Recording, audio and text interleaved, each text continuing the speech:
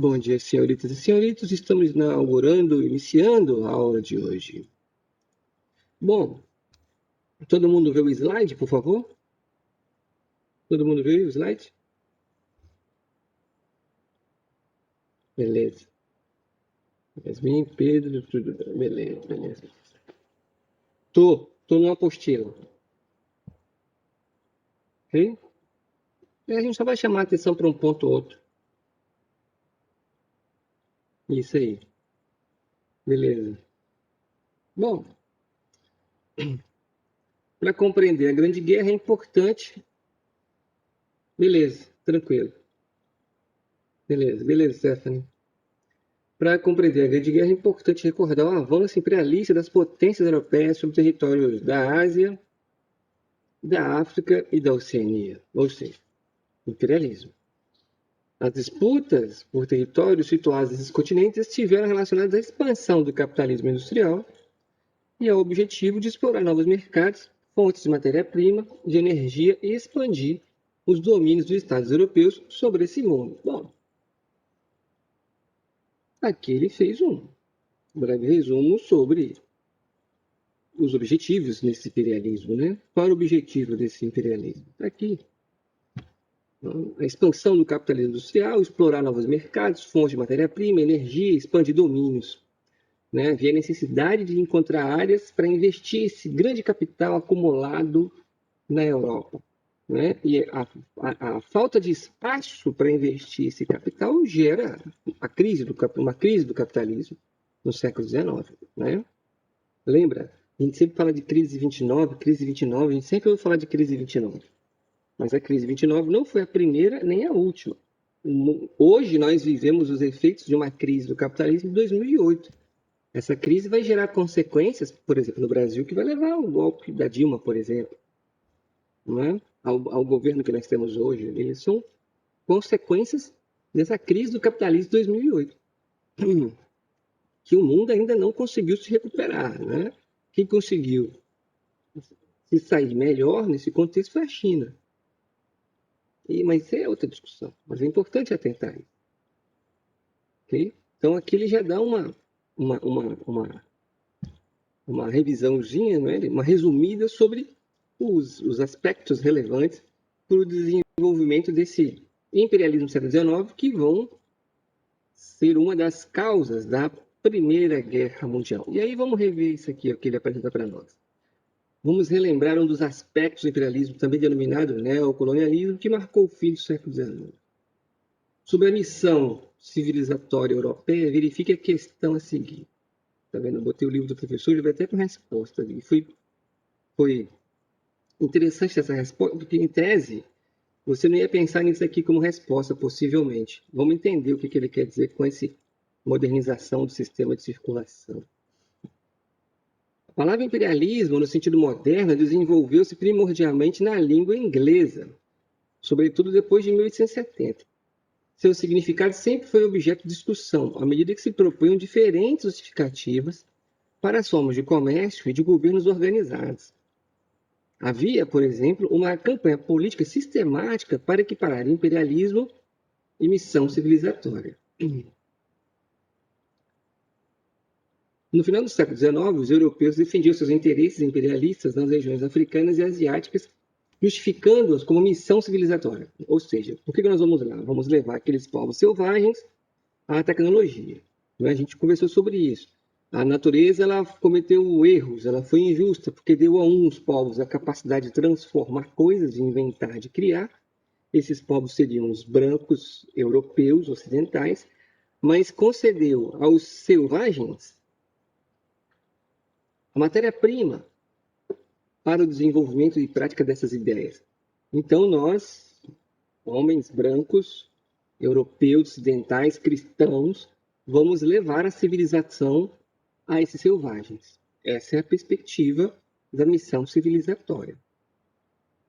Uma das ações aprendidas pelos europeus como missão civilizatória nessas regiões foi: então eles foram para a África, para a Ásia, para a Oceania, com qual objetivo? Aplicação do livre comércio, qualificação da mão de obra, padronização de uma estrutura produtiva. Entende isso, né? estabelecer um padrão de produção, que todos produzam de forma semelhante ou da mesma forma, né? Modernização do sistema de circulação. Não havia, em várias dessas regiões da África, da Ásia, da Oceania, um moderno sistema de circulação. Circulação de quê? De capital, né? De transformação da matéria-prima, produção dessa matéria-prima em algo comerciável e a comercialização dessa matéria-prima. Quando a gente fala em modernização do sistema de circulação, nós estamos falando de adequação da economia desses espaços que estão sendo colonizados ao modelo produtivo capitalista do século XIX, oriundo dessa Europa. Então é importante tentar entender essa questão número 1. A UERJ, ela sai de um padrão comum de tudo que a gente tinha visto, até mesmo em livro didático. É difícil de você enxergar essa discussão aqui, ó, de modernização dos sistemas de circulação de capital. Né, cara? Isso está claro? Né? Modernização do sistema de produção. Como assim, sistema de circulação? Circular o quê? O dinheiro, né? O capital. Você não tem capitalismo nessas áreas. Por favor, se manifestem. É claro isso? Foi compreendido? Né? Então, às vezes é uma questão simples, mas a gente se perde porque não se comenta muito sobre esse sistema. Né? Isso aqui está nas entrelinhas de todo o processo de colonização, a modernização do sistema de circulação. Está nas entrelinhas. Então, esse era um dos objetivos. A tendência era você marcar qual questão? O que você acha que você marcaria? Né? A gente fica muito atentado na letra A, a gente fica muito atentado na letra B, porque está falando em levar até os selvagens a civilização, né? Então vamos qualificar a mão de obra. Né? A qualificação da mão de obra estava ocorrendo dentro da Europa de forma constante. Vocês já devem ter visto em geografia, a gente comentou um pouquinho nas aulas da gente sobre Fordismo e Taylorismo, sim ou não? A gente comentou lá na segunda Revolução Industrial. Fordismo e Taylorismo são qualificações da mão de obra, novas formas de produzir, padronização da estrutura produtiva. Fordismo e Taylorismo. Você fica produzindo, você reduzir o indivíduo cada vez mais a um tipo de atividade. Né? É o que a gente fala, antigamente o indivíduo dominava todo o processo produtivo, agora ele domina cada vez menos esse processo produtivo. Ele domina só uma parte. Né? Ele aperta parafuso, mas ele não vê o que acontece no final da cadeia de produção. Isso é padronizar. Né? Ok? Essa produção. Então é importante perceber e a gente conseguir separar. Era uma questão que demanda muita reflexão, eu acredito, essa questão número 1. Então acompanha para ela, acompanha essa questão, ela é importante pensar sobre isso. Né? No final, na minha perspectiva, todas as etapas aqui, elas estão sendo aplicadas nesse século XIX. Você está tendo a aplicação do livre comércio. Você vai impor isso àquelas áreas produtivas. Né? Você está tendo a qualificação da mão de obra, mesmo que obrigatória. Né? Você vai adequar aquelas colônias ao seu sistema. Até porque existem áreas que são mais desenvolvidas do que outras. Né? Você vai ter uma padronização sobre um produto, mas o objetivo, né? Uma das ações empreendidas, né, de maior destaque dentro dessa questão é a letra D. Essa aqui também é muito boa. Né? Observe a charge. O que você vê na charge? Descreve a charge. Ah, o Silas Malafaia. Não, não é o Silas Malafaia aqui não, mas parece, né? O que você vê na charge? Descreve para mim.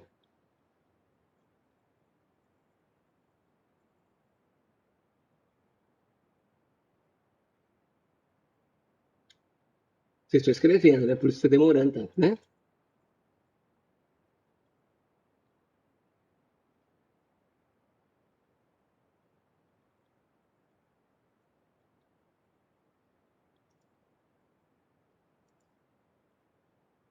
Isso aqui representa o quê?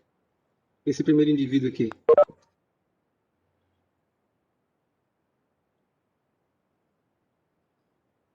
Olha para a simbologia. Tá, a fé. Melhora. Logo, tá, isso aqui serviu de quê? Qual a relação disso aqui com o imperialismo do século XIX? De que fé você está falando, Rio? De que igreja você está falando, Yasmin? Cristã. Cristã. Ah, por que cristã? Olha, esse aqui é um pastor. Os países europeus, a Inglaterra é protestante. Sim? Então vamos falar de fé cristã. Ok? Cristã. A católica, você vai ver quando a gente discutir a América Ibérica, você fala em predomínio da Igreja Católica. Quando você fala de América Inglesa, você fala de predomínio da Igreja Protestante Calvinista. Né? Isso. A fé cristã ela vai ser usada como justificativa, uma das justificativas para a dominação, até como meio de repressão, né? Você tenta implementar o cristianismo nessas áreas, a comunidade, a sociedade, né, o povo local, com o seu conjunto de religioso, com o seu conjunto cultural, ela nega essa imposição cultural europeia, né? Nega, rechaça, né? E sob a de agressão por parte dos selvagens, você usa a força para retalhar a agressão sofrida por esses indivíduos que tentavam impor essa cultura ocidental sobre eles. Entendeu? Então, o uso da violência para proteger o cristão que está ali de boa vontade, apresentar Jesus e salvar as almas, vai ser um instrumento organizado, pensado, né, e utilizado como forma de dominação. Aqui você tem o capital, né, o dinheiro do burguês, lubrificando a máquina. E o que, que a máquina faz? Ela está moendo a África aqui para retirar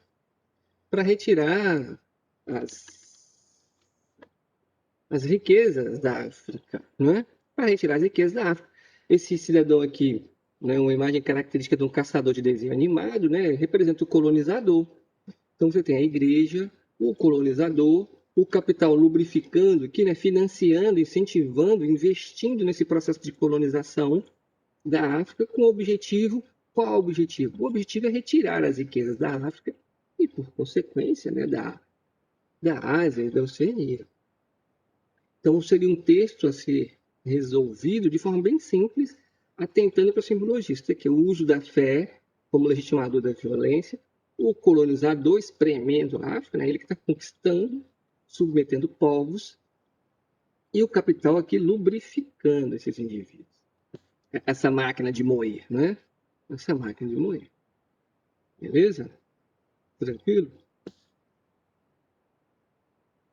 Bom, e aqui ele vai discutir, esse é um fator que vai levar à Primeira Grande Guerra. De que forma o imperialismo vai favorecer o desenvolvimento dessa Primeira Guerra Mundial? Ora, nós já vimos, nós já sabemos que a disputa por esses territórios a serem colonizados estão sendo disputados por essas grandes potências, né, que surgem. É importante observar, né, se a gente olhar para o histórico do que a gente estudou até agora, quando a gente fala em rivalidades, por exemplo, né, a gente fala em rivalidades, a gente destaca as rivalidades entre, por exemplo, ingleses e franceses. Né? Historicamente, existe a Guerra dos 100 Anos. Né? Você tem uma rivalidade histórica entre ingleses e franceses. Nesse século XIX surge uma nova rivalidade. Né? Surge um país que ameaça os interesses desses dois inimigos históricos, vamos dizer assim, que é a Alemanha. A Alemanha ela se unifica no final do século XIX, né? Desculpa, no início do século XIX, e ela já se unifica poderosa economicamente, forte poderosamente. Né? A união dos estados germânicos, sendo à frente à Prússia, ela já nasce com um grande poder econômico. A Alemanha já ameaça, por exemplo, rotas econômicas de predomínio inglês. Né? No processo de unificação da Alemanha, você vai ter o confronto entre alemães e franceses, onde os franceses serão humilhados pelo exército alemão, serão derrotados. A França ela perde territórios, perde a região da Alsácia e Lorena. Né? A França perde territórios, que são territórios importantes para a produção econômica da França, industrial da França, o que vai despertar nesses países, né, no caso da França, um desejo de revanche em relação à Alemanha, que vai despertar na Inglaterra, né, um sentimento de rivalidade em relação à Alemanha. Haja vista que esse país já nasce confrontando e ameaçando seus interesses. Então, o revanchismo, o sentimento revanchista e o sentimento de rivalidade entre essas potências, ele aflora nesse final do século XIX e início do século XX. E esse vai ser um fator de guerra. Okay? Vamos ver o que o texto mostra para nós aqui. Aqui, a nascente poderosa indústria colocava o Império Alemão em igualdade de condições na partilha da África e da Ásia. Primeiro ponto que discutiu. Né? Ela já tem uma indústria pesada que ultrapassa a Inglaterra na produção de aço e ferro. A indústria bélica alemã havia ajudado a garantir a vitória sobre a França no conflito franco-prussiano de 1870 e 71. Era outro fator a fazer a Alemanha um poderoso rival imperialista. Você vai ter nesse século XIX um sentimento nacionalista. Importante perceber isso, né? Predominava na produção cultural alemã a alusão ao sentimento nacionalista. Pesquisa, se você tiver um tempinho, né? Escritores, músicos,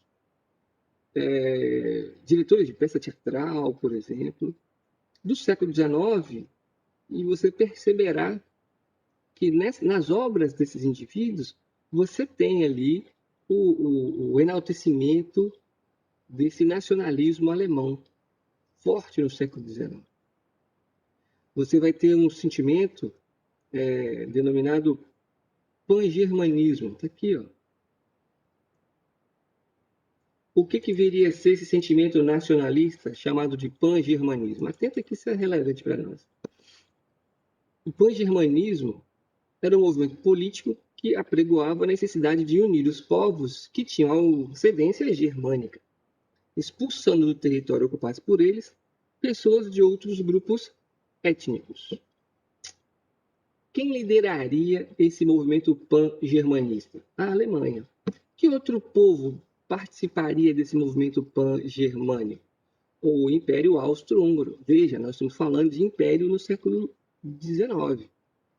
Você tem o Império Austro-Húngaro. A Alemanha não é um império no sentido... Quando a gente fala em império, no sentido de que você tem um rei tomando as decisões. Beleza? Nesse sentido aqui. Então, você tem um movimento nacionalista chamado pan-germanismo, que defende a união dos povos de ascendência germânica.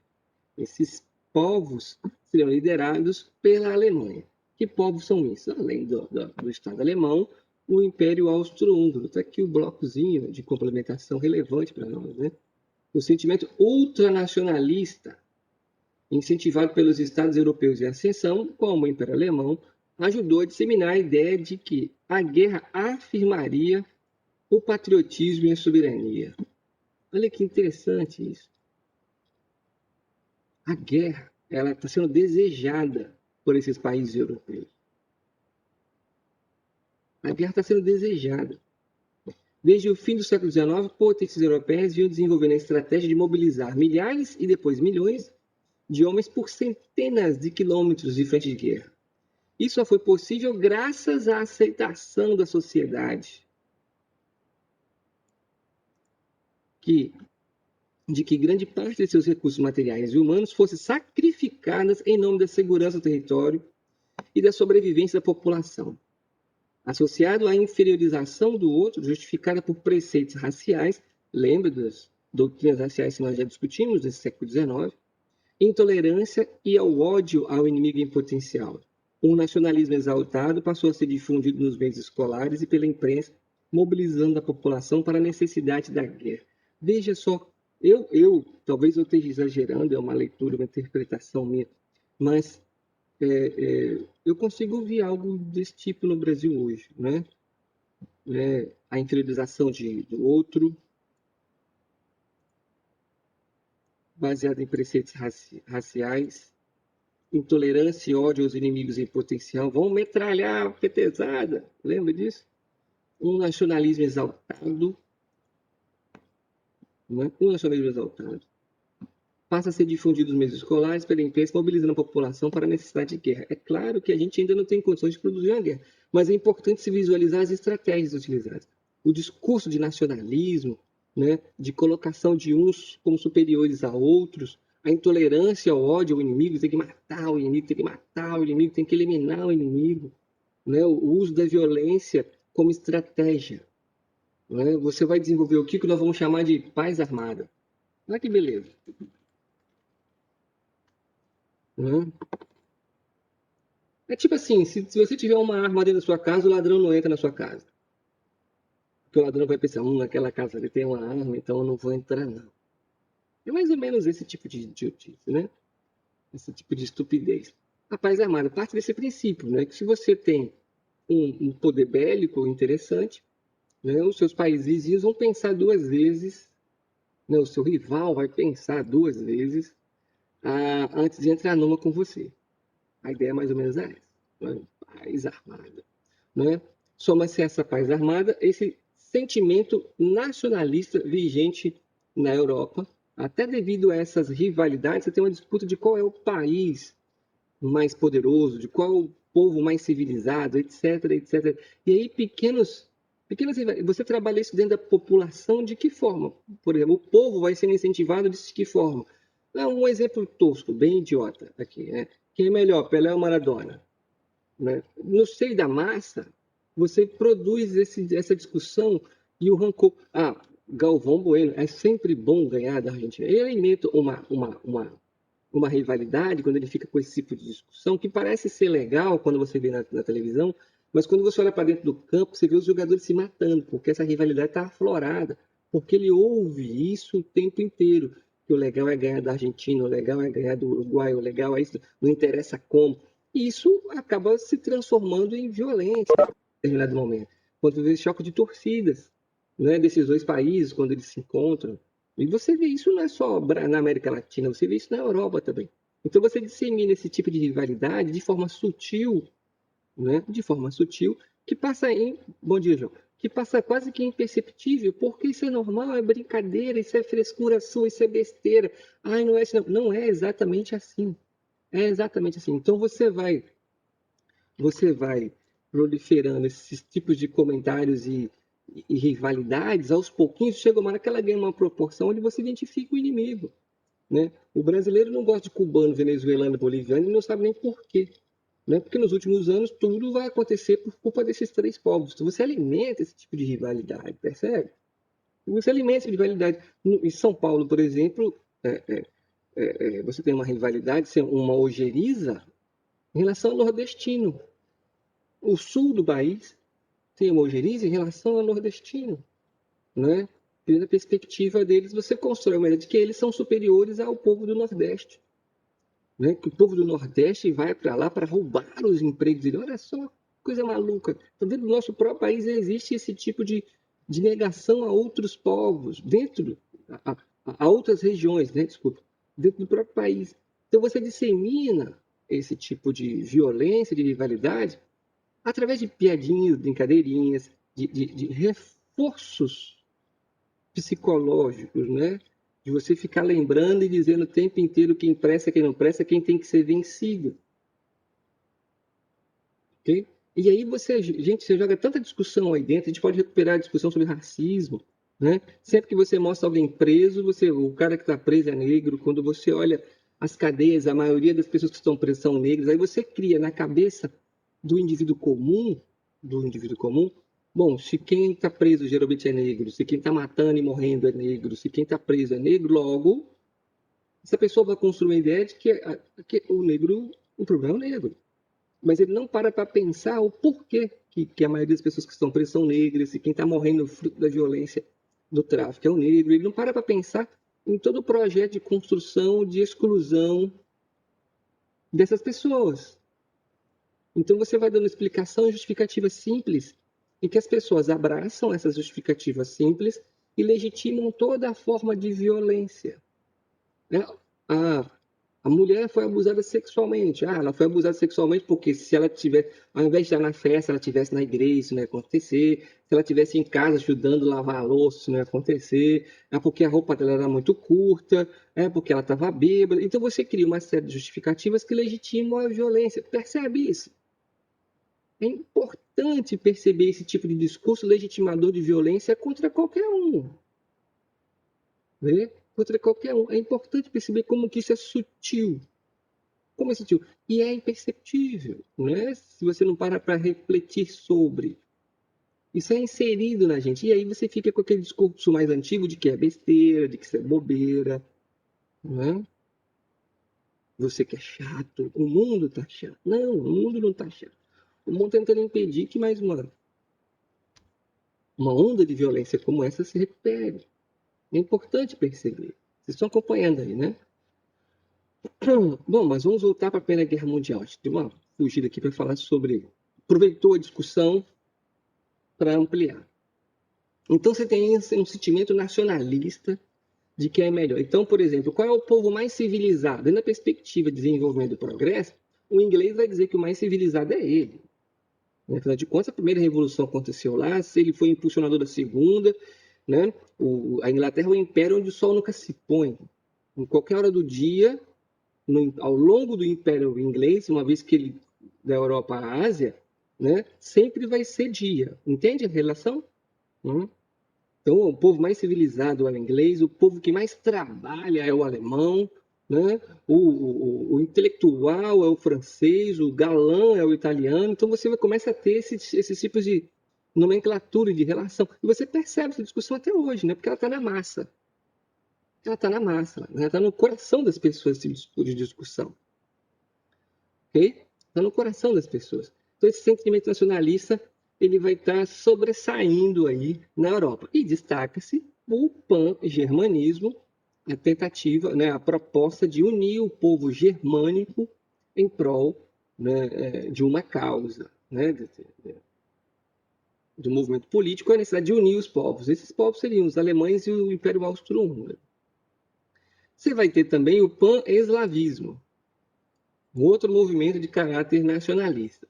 O que vem a ser o pan-eslavismo? Movimento político que defendia a necessidade de unir todos os povos que tinham ascendência eslava sob proteção da Rússia. É importante demais perceber isso, porque isso aqui vai ser um aspecto da Primeira Guerra Mundial. Né? Então, os povos eslavos estariam protegidos pela Rússia. Rússia, que nessa época aqui que nós estamos discutindo, século XIX, né, ainda é um império com características semi-feudal. A Revolução Russa não aconteceu ainda. O Império Russo tem características semi-feudal. Presta atenção no que eu estou falando. O Império Russo, nesse final do século XIX, tem características assim que lembram feudalismo. Enquanto a Europa Ocidental está bombando na segunda Revolução Industrial, a Europa Oriental ela está atrasadíssima nesse processo industrial. Está atrasadíssima, está engatinhando ainda.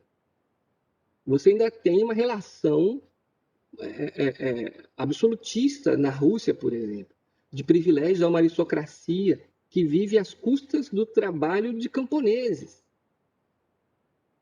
Isso é a Rússia no final do século XIX. Dá para você fazer um paralelo aí, né?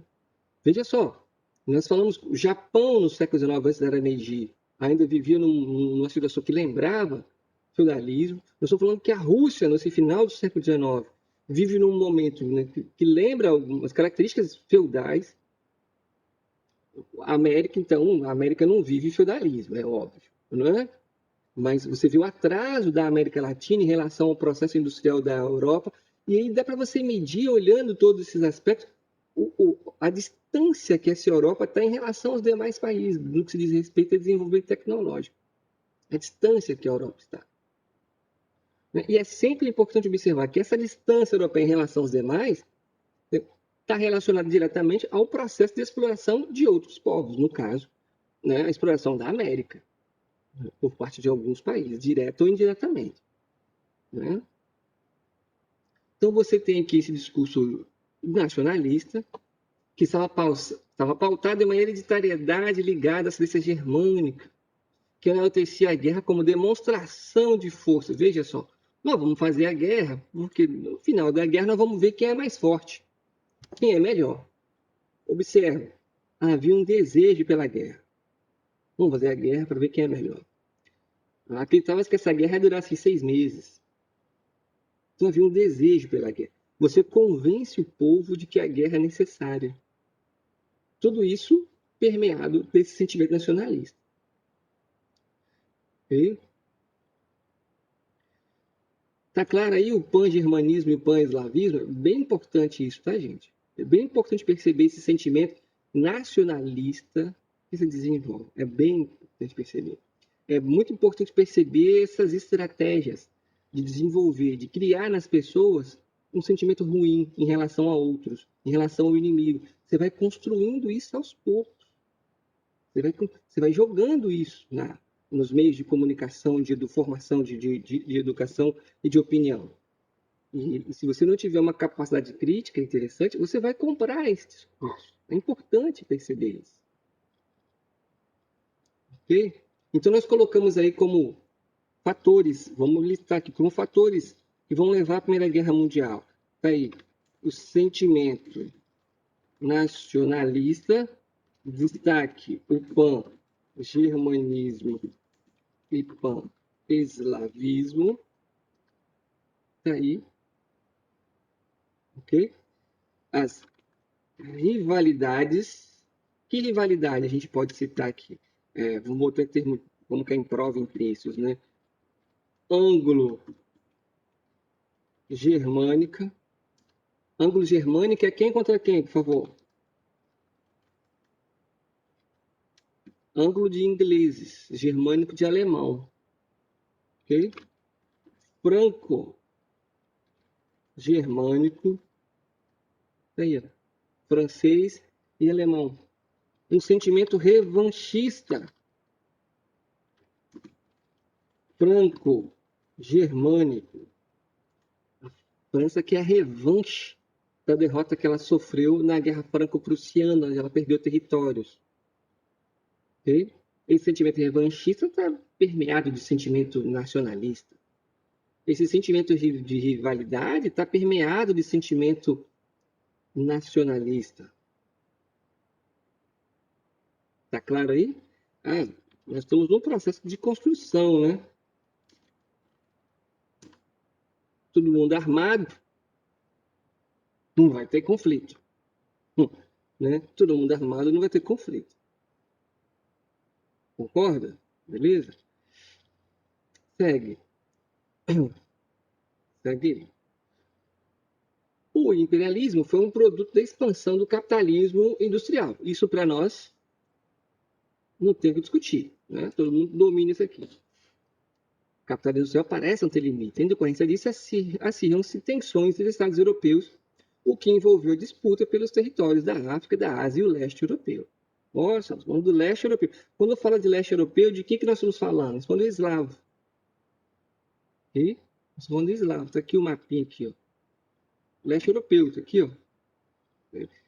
A ideia do pan-eslavismo seria a união desses povos aqui, ó. Um único país. Esse é o pan-eslavismo, um único país que seria protegido pelo Império Russo. Beleza? Um único país protegido pelo Império Russo. O pan-germanismo, um país liderado pela Alemanha. A região dos Balcãs. Peraí, deixa eu voltar aqui para você. Então é importante enxergar esse leste europeu. Se você já tentou, às vezes que você estudou história, né, na sua vida, na Primeira Guerra Mundial, o estopim da Primeira Guerra Mundial foi aonde? Foi o leste europeu. Foi aqui. O estopim aconteceu aqui. A Segunda Guerra Mundial aconteceu quando? Quando a gente invade a Polônia. Também no leste europeu. A Terceira Guerra Mundial quase aconteceu algumas vezes também por tensões ligadas a esse leste europeu. Mas são assuntos mais para frente. Entre o fim do século XIX e o início do século XX, os antagonismos, oposição, né, se agravaram, sobretudo em virtude do desenvolvimento e da expansão do Estado alemão e da disputa entre os impérios austro-húngaro e russos por territórios na região dos Balcãs. Veja, observa, que o Império Austro-Húngaro aliado à Alemanha, pan-germanismo, estão disputando áreas de influência no território eslavo. E disputam áreas de influência no território eslavo, área de influência essa, dita como protegida pela Rússia. Acompanhou isso? Então, o Império Austro-Húngaro, protegido pela Alemanha, tenta subjugar os povos eslavos desse território. Povos esses protegidos pelo Império Russo. Aqui vai estourar a Primeira Guerra, a chamada Crise dos Balcãs. Chama de estopim. Bom, vamos chegar lá. Os Estados europeus passaram a investir mais na indústria bélica, o que nós chamamos de paz armada. E na formação de contingentes militares, políticas e alianças foram desenvolvidas e opunham basicamente um bloco franco-russo, a aliança formada pela Alemanha e pela Áustria-Hungria. Em 1802, a Itália se uniu ao bloco da Alemanha e da Áustria, originando a Tríplice Aliança. Ah, tá bom. Outra consequência. Então, nós temos aqui consequências. Consequências, fatores, né? Tá aqui. Sentimento nacionalista, rivalidades, revanchismo, a paz armada, a formação de blocos. Que blocos? Aí tá aí, ó. Tríplice aliança e tríplice entente.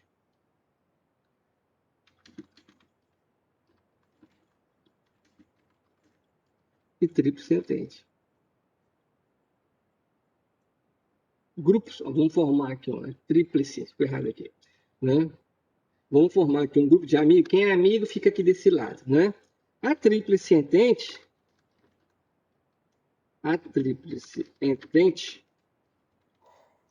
vai ser composto por quem? Ah, tá aqui, ó.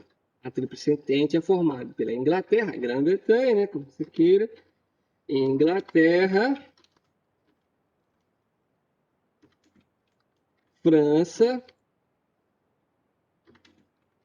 Rússia. A tríplice entente. Esse bloco se une para se proteger do bloco rival. Bom, vamos observar, vocês entenderam o que a gente disse até agora sobre rivalidades e revanchismos, né? Bom, quem é o grande rival da Inglaterra? A Alemanha. Quem é o grande rival da França? A Alemanha. Veja, países historicamente rivais se tornam aliados agora. Por que eles se tornam aliados nesse momento? Porque eles têm um inimigo em comum. Quem é o inimigo em comum? A Alemanha. Então a Tríplice Entente é formada pela Alemanha, desculpa, a Tríplice Aliança. É formada pela Alemanha, a Alemanha, pan-germanismo, aliado do Império Austro-Húngaro,